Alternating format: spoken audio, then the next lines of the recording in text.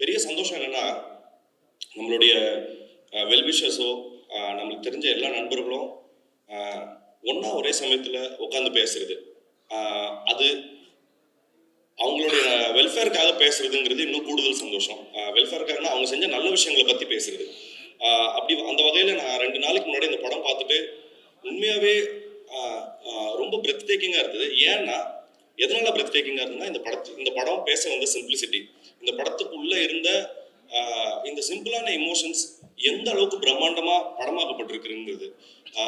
Beat, performances, writing, இதில் சினிமோட்டோகிராஃபியாக இருக்கட்டும், எடிட்டிங்காக இருக்கட்டும், எல்லாமே ஸ்கிரிப்டுக்காக ஒருத்தர் ரொம்ப தாங்கி பிடிச்சிக்கிட்டு இந்த ஸ்கிரிப்டை ரொம்ப பலமாக நிற்க வைக்கணுங்கிறதுக்காக அவ்வளோ பிரமாதமாக ஒர்க் பண்ணியிருக்காங்க.